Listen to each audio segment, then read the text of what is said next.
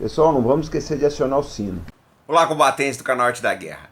Existe uma piada que diz que uma vez foi distribuído aos delegados de todos os países da ONU, né, da Organização das Nações Unidas, um questionário com o seguinte tema: qual a sua opinião sobre a escassez de alimento no resto do mundo? Então, a resposta teria sido, apurou-se o seguinte, né, ao final da pesquisa, que os países da Europa Oriental não sabiam o que era opinião.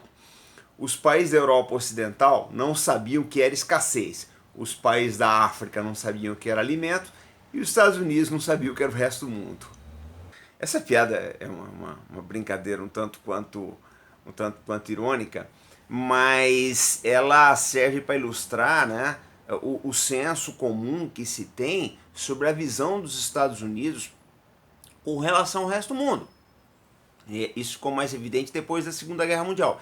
Eles parecem não entender que nem todos os outros países, né, têm a mesma visão de busca de ideais e de sistemas de governos do que aquelas que deram certo na América.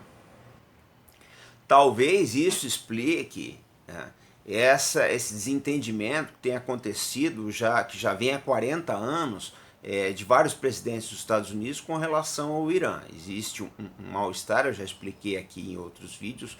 Os iranianos, na sequência derrubada do Shah Reza Pahlavi, ocuparam a embaixada americana. Foi um incidente diplomático terrível, os dois países nunca mais se acertaram.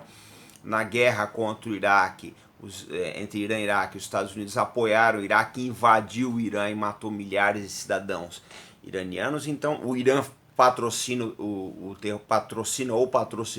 o terrorismo em vários países. Enfim, existe um desacerto, um choque de culturas, de civilizações enorme aí.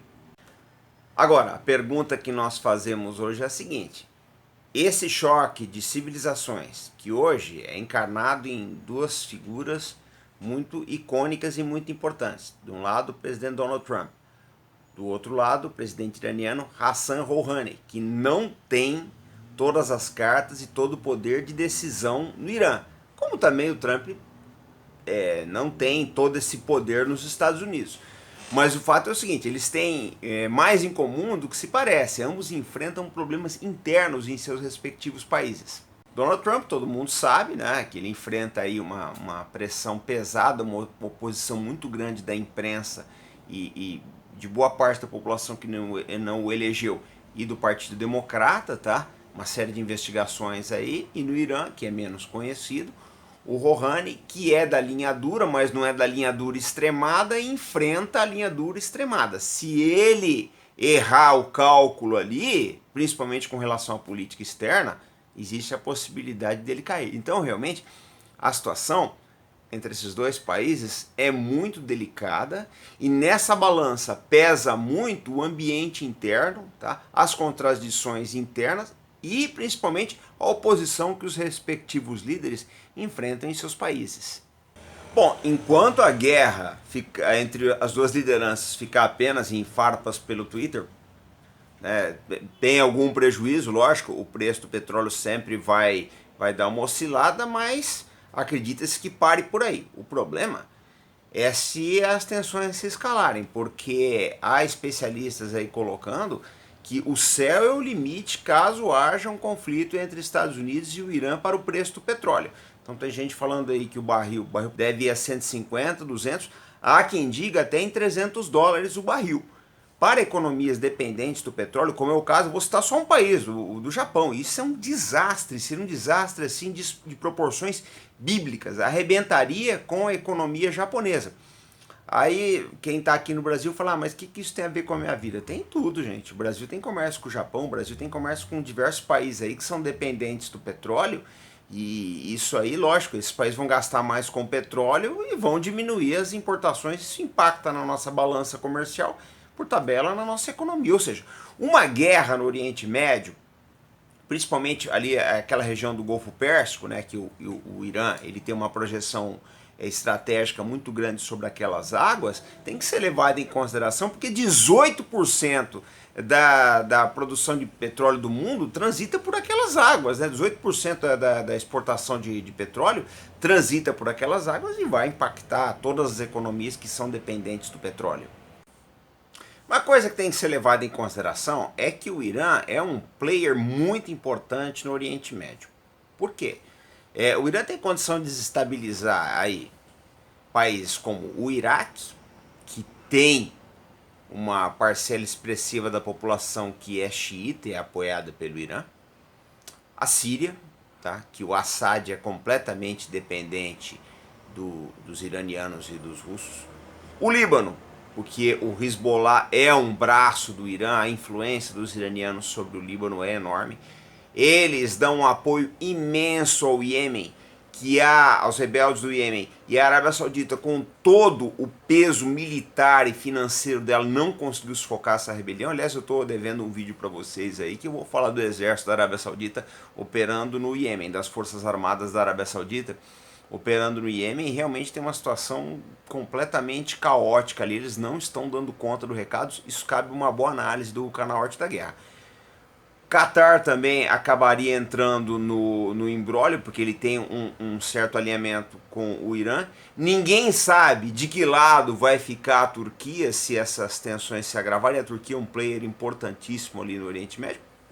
E lógico, um dos grandes prejudicados é Israel, né? Que seria o alvo prioritário do Irã na impossibilidade de atacar os Estados Unidos. Eles têm um braço ali que tem condições de alcançar Israel. Ou seja, na verdade é uma situação que desestabilizaria uma grande parte do planeta. Teve um jornalista aí que ele colocou que seria o mais próximo que nós chegaríamos da Terceira Guerra Mundial. Eu acho um tanto quanto exagerado. Mas seria uma situação que impactaria muito a política e a economia do planeta todo. Então eu acho que isso tem que ser muito bem avaliado, muito bem pensado. É hora da serenidade, tá? O pessoal pensar bem o que escreve no Twitter. Eu vejo a coisa, gente, do lado, eu coloco muito isso aqui no canal Arte da Guerra, do lado da responsabilidade. Uma coisa é o que você escreve nas redes sociais como pessoa, né? Como CPF, outra coisa é o cargo.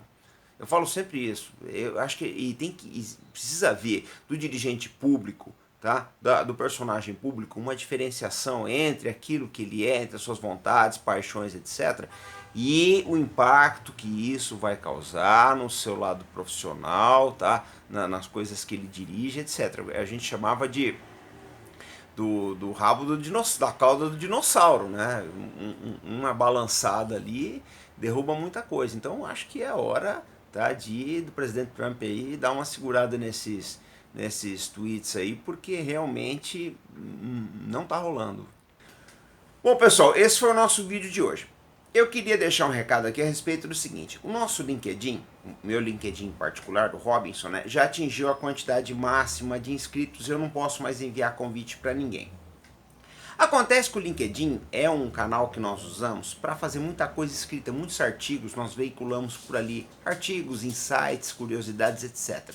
Então eu peço para vocês que quiserem acompanhar, para enviar o convite, eu vou deixar o link aqui embaixo, porque eu não tenho mais condições, eu não posso mais enviar convite para ninguém, há um limite da própria plataforma. Então eu peço para vocês que nos sigam no LinkedIn, que vocês vão estar acompanhando outras formas de comunicação que vão além do canal Arte da Guerra. Então esse foi o nosso vídeo de hoje, pessoal. Nós estamos voltando essa semana com muitas novidades aí, sempre, tá, com aquele nosso bordão: responsabilidade, compromisso, fé no Brasil. Até o próximo vídeo, pessoal.